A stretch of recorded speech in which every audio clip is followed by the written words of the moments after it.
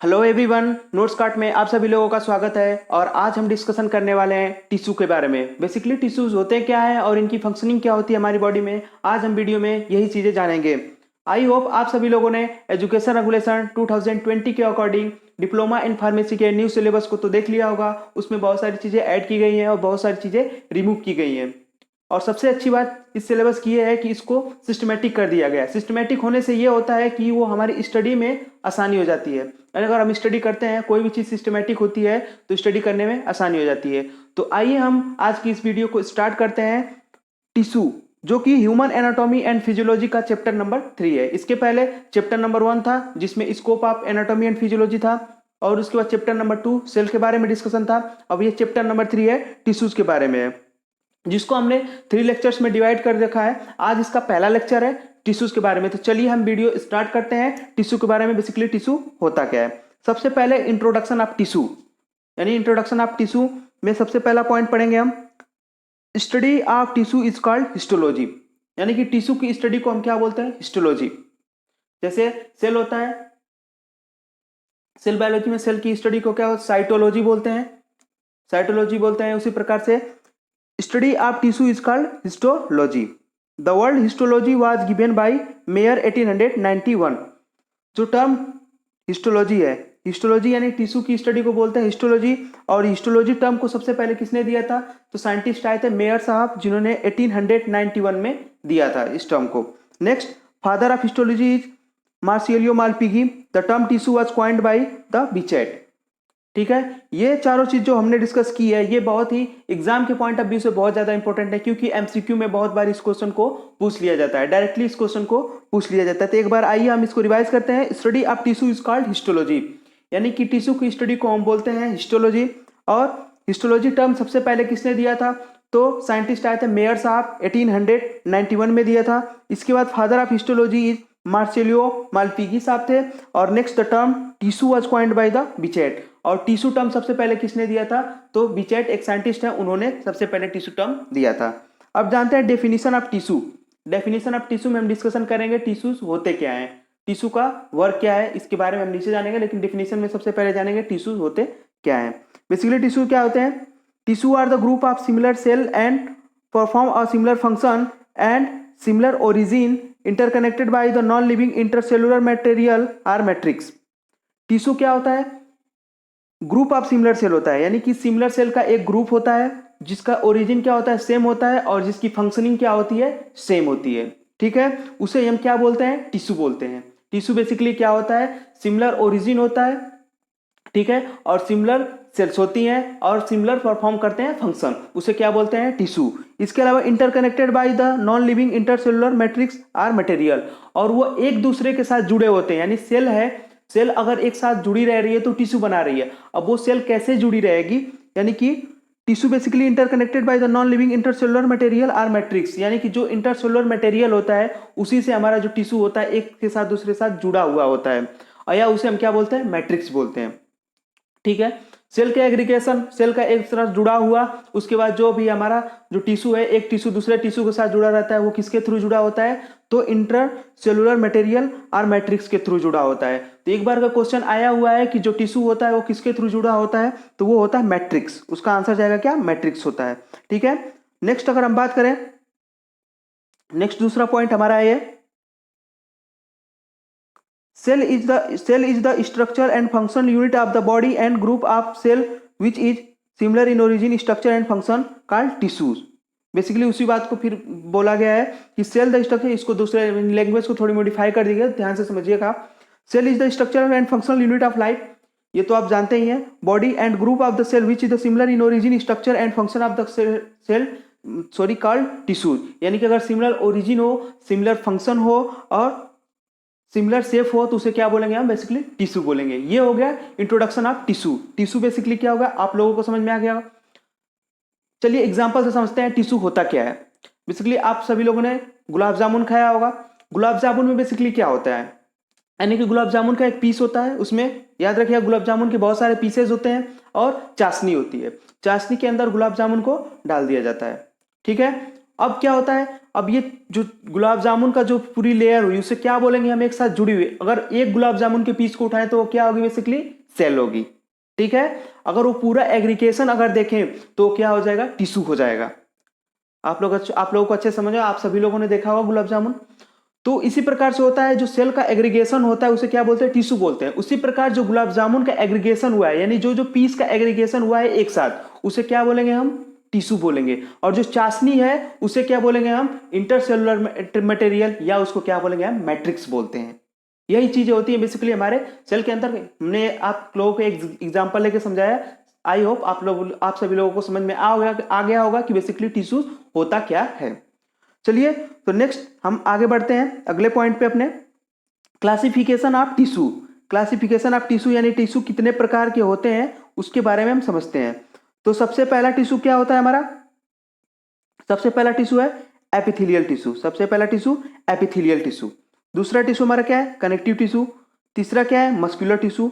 और चौथा क्या है, नर्वस टिश्यू। तो कई बार तो ऑप्शन में ऐसे कभी एमसीक्यू में 4 ऑप्शन देकर बोल देता है इसमें से कौन टिश्यूज हैं। तो आप लोग बेसिकली इसे याद रखेंगे, epithelial tissues, connective tissue, muscular tissue और नर्वस टिश्यू। ये 4 टाइप के टिश्यू हैं जो हमारी बॉडी में पाए जाते हैं, हमारी बॉडी को फंक्शन परफॉर्म कराने के लिए। ठीक है, ये बेसिकली 4 टाइप के टिश्यू होते हैं। तो सबसे पहले हम डिस्कशन करने वाले हैं इसमें एपिथेलियल टिश्यू। एपिथेलियल टिश्यू क्या होता है, एपी का मतलब होता है ऊपर। सबसे पहले आप जानिए, एपी का मतलब होता है ऊपर। जो सबसे ऊपर पाया जाता है उसे क्या बोलते हैं, एपिथेलियल टिश्यू बोलते हैं। ये तो नॉर्मल लैंग्वेज में जो सबसे पहले ऊपर पाया जाता है उसे क्या बोलते हैं, एपिथेलियल टिश्यू बोला जाता है। अब इसको समझते हैं। The word epithelial was introduced by the Ruysch. Ruysch यानी कि सबसे पहले जो एपिथेलियल वर्ड है, एक साइंटिस्ट है रियूश, उन्होंने दिया था। ये क्वेश्चन आया हुआ है रियूश, यानी कि ये डायरेक्ट पूछा हुआ क्वेश्चन है। एपिथेलियल को जो इंट्रोड्यूस, जो वर्ड है इंट्रोड्यूस किसने किया था, रियूश साहब ने किया था।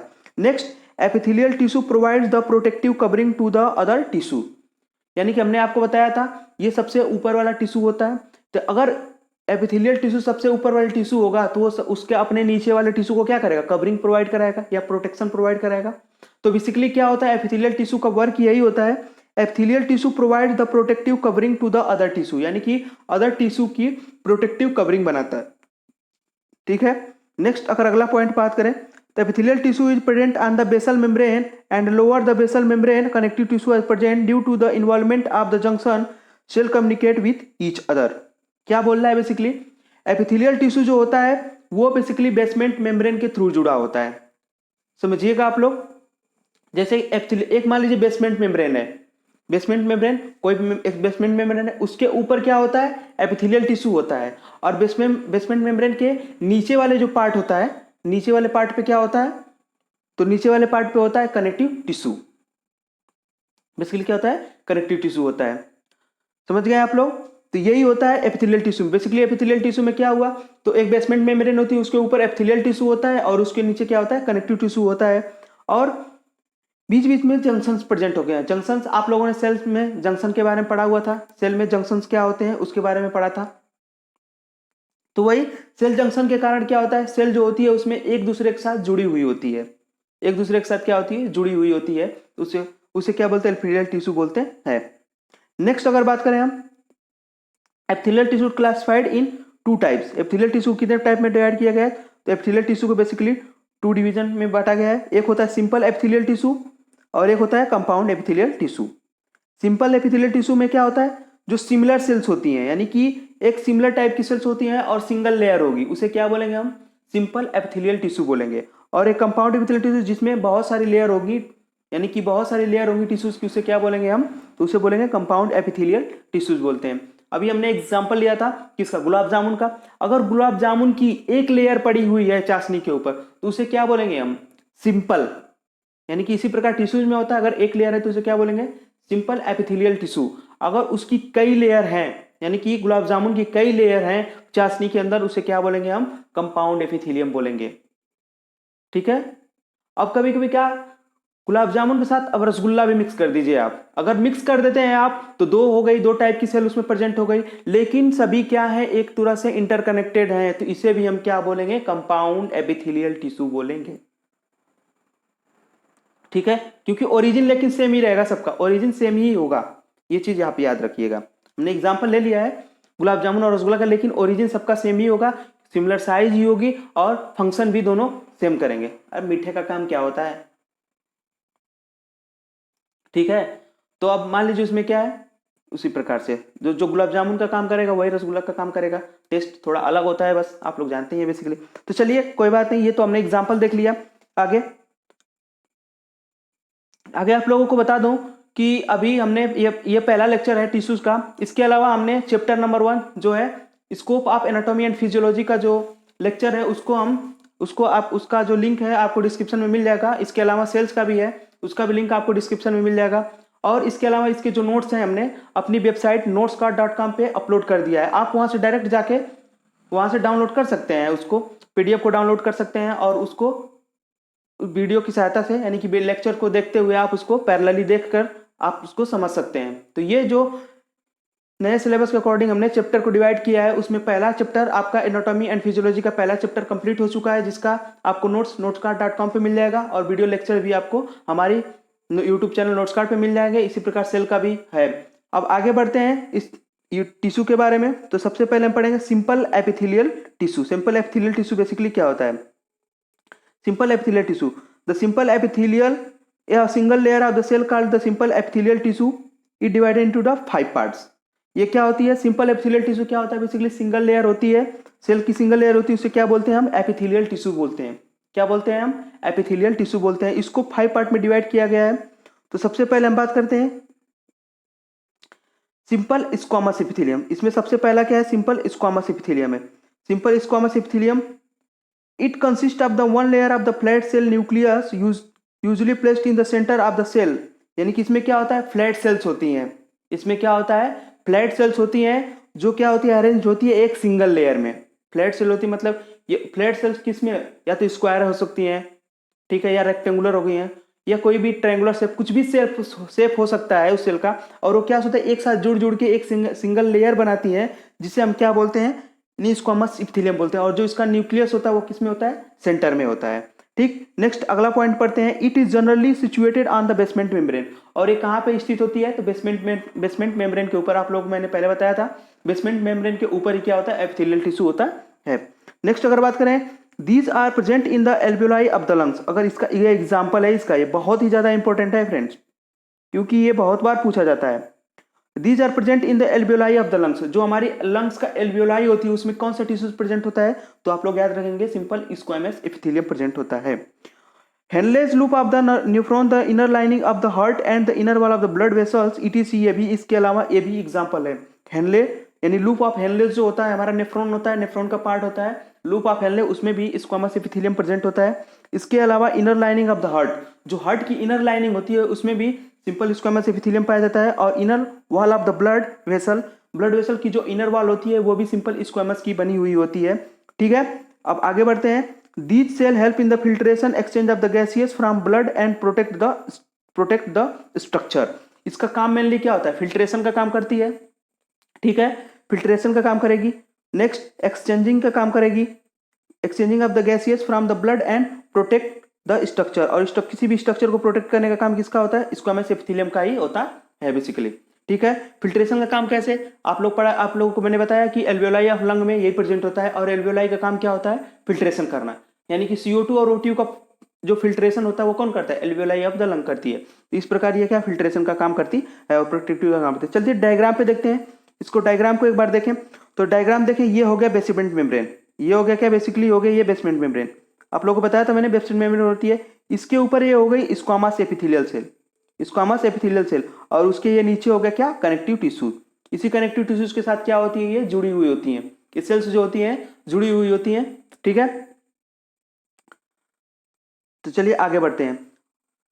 एपिथेलियल टिश्यूज जो इसके एक चीज ध्यान रखिएगा, एपिथेलियल टिश्यूज में क्या होता है? बेसिकली एपिथेलियल टिश्यू में जो इंटरकनेक्टेड होता है वो नॉन सेलुलर होता है, यानी सॉरी नॉन लिविंग मैट्रिक्स होता है। तो उसमें क्या होता है? ब्लड वेसल्स नहीं होती है। अब ब्लड वेसल्स एपिथेलियल टिश्यू में है ही नहीं, तो अपना न्यूट्रिएंट्स प्राप्त कहां से करेगा? एक तो क्वेश्चन ये बनता है। तो वो अपना न्यूट्रिएंट्स जो होता है वो नीचे वाले कनेक्टिव टिश्यू लेयर से कंप्लीट करता है, उससे लेता है, या उसमें लिम्फ वेसल्स प्रेजेंट होती है, लिम्फ के थ्रू अपना वो न्यूट्रिशन क्या करता है? कंप्लीट करता है। याद रखिएगा कि एपिथेलियल टिश्यूज में एपिथेलियल टिश्यूज में न्यूट्रिशन के लिए कैपिलरीज वगैरह नहीं होती है, कैपिलरीज या आर्टरी नहीं होती है। उसमें क्या होता है, वो कनेक्टिव टिश्यू से लेता है, या तो कनेक्टिव टिश्यू से लेगा या तो लिम्फ टिश्यू से लेगा। नेक्स्ट चलिए आगे बढ़ते हैं। सिंपल सिंपल हो गया एपिथेलियल टिश्यू। अब नेक्स्ट हम बढ़ते हैं कॉल्यूमिनर एपिथेलियल की तरफ। कॉल्यूमिनर एपिथेलियल क्या होती है? They are the composed of the single layer of the cell and height is the more than its breadth. Columnar cell होती है, कॉल्यूमिनर सेल यानी कि पिलर लाइक सेल या कॉलम लाइक सेल होती है। जैसे पिलर होती है लंबी, वैसे पिलर लाइक सेल्स होती हैं, जिसकी हाइट क्या होती है, उसकी ब्रीथ से बहुत ज्यादा चौड़ा होता है। अरे आप लोग पोल्स देखे होंगे, पोल्स की लंबाई बहुत ज्यादा होती है चौड़ाई के कंपैरिजन में, चौड़ाई कम होती है, लंबाई बहुत ज्यादा होती है। सेम ऐसे ही सेल पाई जाती है जिसका एक सिंगल लेयर होता है, वो भी बेसमेंट मेम्ब्रेन पर प्रेजेंट होगी, और उसका क्या होगा, सिंगल लेयर का बना होगा, और वो पिलर लाइक ये क्या होंगी, सेल्स होंगी। ठीक है। It is found in the lungs and duct of the glands. ये लंग्स और डक्ट्स ऑफ ग्लैंड में प्रेजेंट होती है। They help in the absorption and secretion of the various substances. इनका भी काम क्या होता है, absorption and secretion of the various substances, यानी इसका काम एब्जॉर्प्शन का होता है और वेरियस सब्सटेंस को सिक्रीट करने का काम होता है। ग्लैंड्स में भी बहुत जगह पे कॉल्यूमिनर सेल्स ही पाई जाती हैं।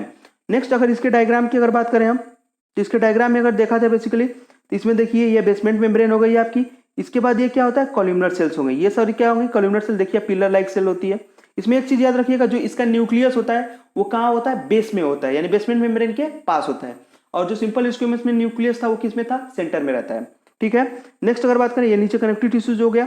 ठीक, यहाँ से वो क्या होगा, न्यूट्रिएंट्स वगैरह ले लेगी अपना। तो ये हो गया सिंपल कॉल्यूमिनर एपिथेलियल। नेक्स्ट आता है क्यूबॉइडल एपिथेलियल। तो कॉल्यूमिनर एपिथेलियल का आपने एग्जांपल देखा था, फाउंड इन लंग्स में भी पाया जाता है ये, और duct of the glands. Glands की जो डक्ट होती है, जो भी हमारा ग्लैंड होता है, अगर उसकी ग्लैंड्स है तो उसमें क्या पाया जाएगा, उसकी डक्ट है तो उसमें कॉल्यूमिनर एपिथेलियम पाया जाएगा। नेक्स्ट क्यूबॉइडल एपिथेलियम की अगर बात करें, these cell protect the organ and help in the secretion, यानी कि ये प्रोटेक्ट करती है ऑर्गन को और सिक्रिएशन में क्या करती है, हेल्प करती है। It is formed of the one layer of the cubical cell which has the same dimension of each side, यानी कि इसमें भी अगर ये सेल देखी जाती है क्या, क्यूब लाइक सेल्स होती हैं। इसकी भी एक सिंगल लेयर होती है और ये क्यूब लाइक सेल्स होती हैं, और उनकी जो डायमेंशन होती है ना, एक तरह हर एक साइड से डायमेंशन क्या होती है, वो सेम होती है। इसे क्या बोलते हैं हम, क्यूबॉइडल एपिथेलियल बोलते हैं। इसका एग्जांपल ध्यान रखिएगा, they are the present in the bronchioles, salivary glands, thyroid etc, यानी कि जितनी भी ग्लैंड्स हैं, ग्लैंड में कौन सा टिश्यूज पाया जाता है, तो सिंपल क्यूबॉइडल एपिथेलियम पाया जाता है। ज्यादातर जगहों पे सिंपल क्यूबॉइडल एपिथेलियल पाया जाता है, और इसका एग्जांपल हमने आपको बता दिया, ब्रोंक्यूल्स, सलाइवरी ग्लैंड और थायराइड ईटीसी में, यानी कि इससे ज्यादा भी जगहों पे और जगह पाया जाता है, इतना एग्जांपल हमने दे रखा। अगर इसके स्ट्रक्चर के बारे में बात करें, तो ये हो गया बेसिकली बेसमेंट मेम्ब्रेन, और इसके ऊपर क्या हो गई, क्यूबॉइडल एपिथेलियल सेल, यानी क्यूब लाइक सेल्स हो गई, और इसमें क्या हो गया, कनेक्टिव टिश्यूज हो गया। इसके जो इसका भी न्यूक्लियस होता है वो क्या होता है, मिडिल में प्रेजेंट होता है। ठीक है। इसके बाद अगर बात करें हम, इसके बाद एक पॉइंट और आता है, एक पॉइंट छूट रहा है हमारा एपिथेलियल का, कि एपिथेलियल की ओरिजिन कहाँ से होती है। हमने बात किया था कि कोई भी टिश्यू होता है उसकी सिमिलर ओरिजिन, सिमिलर फंक्शन और सिमिलर उसका शेप होता है, लेकिन ओरिजिन कैसे होता है, तो जब हमारा एम्ब्रियो डेवलपमेंट हो रहा होता है, तो उसी समय हमारी 3 लेयर होती है एम्ब्रियो डेवलपमेंट में, इक्टोडर्म, मेसोडर्म और इंडोडर्म। ये जो तीनों लेयर है ना, उसी से हमारे एपिथेलियम का क्या होता है, निर्माण होता है, या उसी से हमारा फॉर्मेशन होता है किसका, एपिथेलियल टिश्यूज का। यानी कि वो तीनों जो जर्म लेयर होती है, उससे हमारा क्या होता है, ओरिजिन होता है एपिथेलियल टिश्यू का। उसका नाम क्या है, एक्टोडर्म, मेसोडर्म और इंडोडर्म। ठीक है। नेक्स्ट आगे बढ़ते हैं, ciliated epithelial. These cells consist of the 12 to 15 hair structure called cilia, यानी कि जो ये सेल्स होगी इसके ऊपर क्या होगी, सीलिया प्रेजेंट होगी, यानी कि 12 to 15 hair structure present. These are the usually present in the respiratory tracts, fallopian tubes, और इसका एग्जांपल क्या है, respiratory tracts and fallopian tube में प्रेजेंट होगा। जो हमारा रेस्पिरेटरी ट्रैक्ट होता है उसमें क्या होता है, सीलिया का प्रेजेंट होना बहुत ज्यादा जरूरी होता है। फॉलोपियन ट्यूब में भी बहुत ज्यादा जरूरी होता है। रेस्पिरेटरी ट्रैक्ट में क्यों होना जरूरी है, क्योंकि जो हमारा म्यूकस बन रहा होता है, अंदर म्यूकस बन रहा है, तो उसको क्या करना है, बाहर करना होता है, या कोई भी माइक्रो ऑर्गेनिज्म पार्टिकल अगर अंदर चल जाता है उसको भी बाहर करने का काम करना होता है। तो वो बेसिकली कौन करता है, तो वो काम करती है सीलिया। उसके अलावा फॉलोपियन ट्यूब, फॉलोपियन ट्यूब में आप सभी लोगों को पता होता है कि जब रिप्रोडक्शन के दौरान फॉलोपियन ट्यूब में जो हमारा एग होता है उसमें फॉलोपियन ट्यूब में उसका मूवमेंट भी कराना होता है, तो वहां पे कौन सा हेल्प करता है, तो सीलिया हेल्प करती है। तो सीलिया का बहुत ज्यादा ही इंपॉर्टेंट है हमारी बॉडी में। These help in the flow of mucus and prevent the entry of the bacteria particle etc. आप लोगों को पता है रिस्पिरेटरी में रिस्पिरेटरी में यानी पार्टिकल्स यानी बैक्टीरिया और पार्टिकल्स को बचाने के लिए क्या करता है, म्यूकस सीक्रेट करता है और इसके आगे के जो भी प्रोसेस होता है वो करता है सिलिएटेड एपिथेलियम। तो ये हो गया सिलिएटेड एपिथेलियम। इसमें भी बेसिकली आप देखिए, तो ये हो गया बेसमेंट मेम्ब्रेन, नीचे कनेक्टिव टिश्यूज हो गया, ये कॉलोनर एपिथेलियल सेल्स भी हो सकती है, ठीक है। इसके ऊपर क्या हो गया, सीलिया प्रेजेंट हो गई। यानी बेसिकली क्या होता है, कॉलमनर एपिथेलियल या क्यूबोइडल एपिथेलियल, दोनों के ऊपर अगर सीलिया रहती है तो क्या हो जाती है, सिलिएटेड एपिथेलियल हो जाती है। मेनली आपको पूछा जाए तो फॉलोपियन ट्यूब और रेस्पिरेटरी ट्रैक्ट किसका एग्जांपल है, तो सीलिया का एग्जांपल होता है, यानी कि सिलिएटेड एपिथेलियल का एग्जांपल होता है। नेक्स्ट अगर हम बात करें अगले टॉपिक पे, तो कंपाउंड एपिथेलियम। कंपाउंड एपिथेलियम का मतलब ये होता है कि बहुत सारी लेयर अगर टिश्यूज की हैं उसे क्या बोलेंगे हम, कंपाउंड एपिथेलियल बोलेंगे, ठीक है। सबसे पहले हम बात करेंगे ट्रांजिशन एपिथेलियल। ट्रांजिशन एपिथेलियम, सबसे पहला क्या, transition epithelium. It consist 3 to 4 layer of the cell, these are known as transition because it nature is the migrating from the simple to stratified epithelium cell. यानी क्या होता है, ये इस 3 to 4 layer of the cell पाई जाती है, यानी कि इसमें जो लेयर होती है, आपने अभी आप लोगों को बताया कि जो कंपाउंड एपिथेलियल होती है वो कई लेयर्स में बटी हुई होती है। अब कई लेयर्स में है तो उसमें कितना 3 to 4 लेयर्स होती है सेल की, तो उसे ट्रांजिशनल एपिथेलियम बोलते हैं because the nature of migrating simple to the stratified epithelial cell.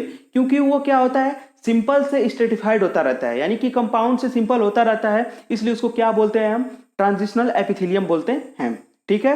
Next अगर बात करें पॉइंट में, they are found in the pelvis of the kidney, ureter, urinary bladder, urethra etc..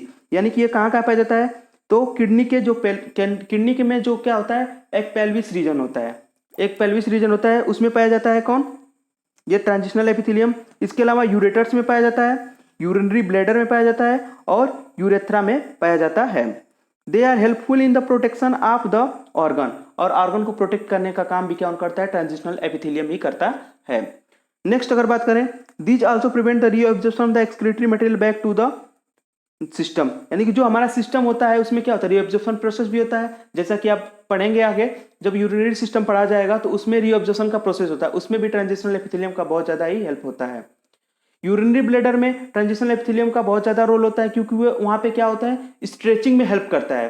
जब स्ट्रेचिंग हमारे यूरिनरी ब्लैडर में होती है तभी जो होता है नर्व को सप्लाई जाती है और इसी के अकॉर्डिंग जो हमारा मैच्योरेशन होता है वो प्रोसेस होता है, ठीक है। तो ये हो जाए ट्रांजिशनल एपिथेलियम।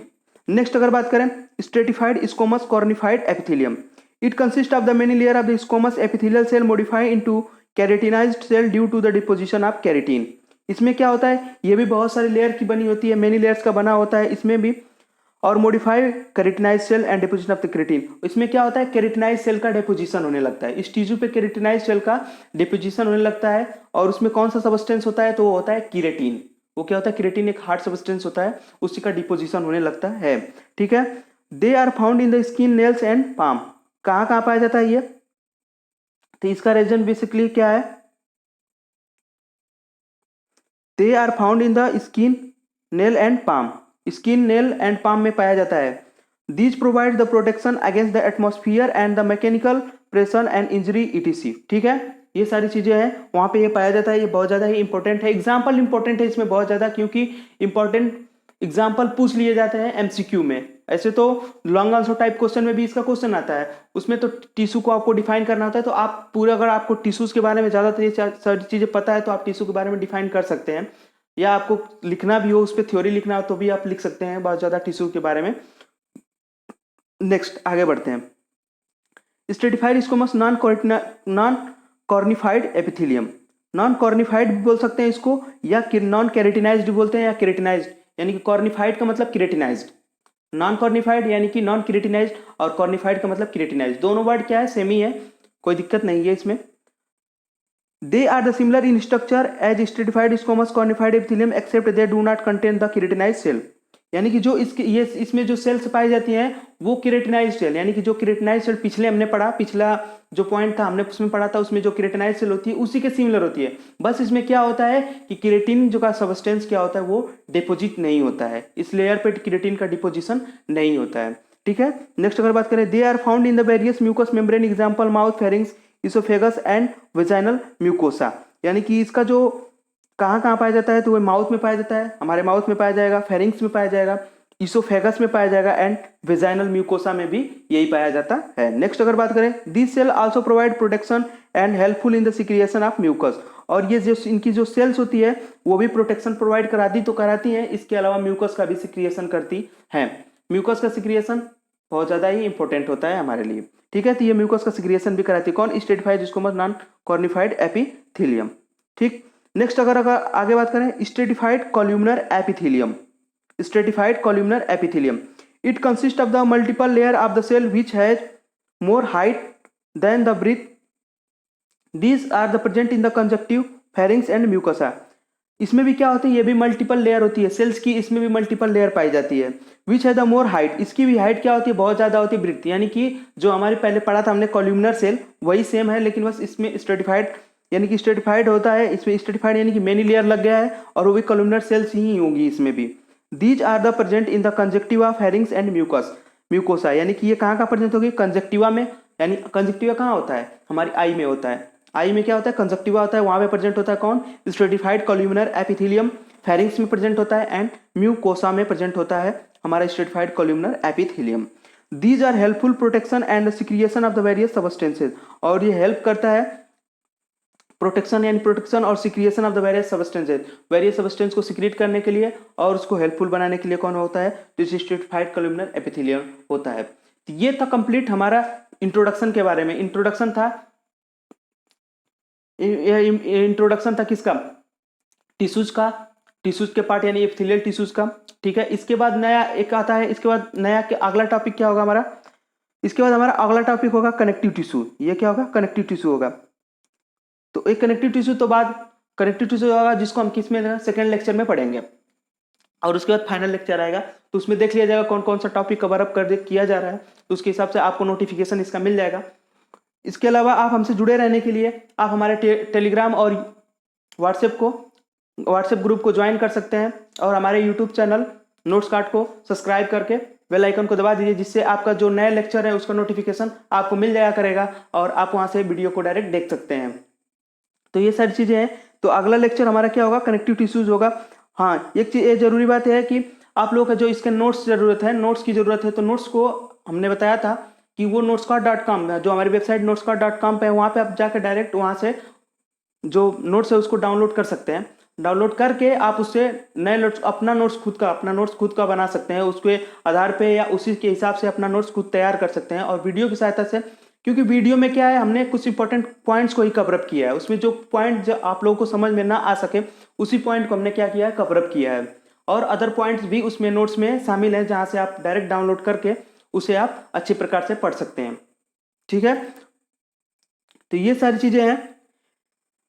नेक्स्ट अगले टॉपिक में हम बात करेंगे कनेक्टिव टिश्यू के बारे में। तो आज के लिए इतना ही फ्रेंड्स, और अगर पिछले यानी चैप्टर नंबर 1 और चैप्टर नंबर 2, यानी चैप्टर नंबर 1 यानी कि scope of anatomy and physiology, और इसके अलावा सेकेंड चैप्टर सेल के बारे में जो भी हमने वीडियो डिस्कस कर चुका है, उसका जो लिंक है आपको डिस्क्रिप्शन में मेंशन कर दिया जाएगा, आप वहां से डायरेक्ट जाके वीडियो को देख सकते हैं।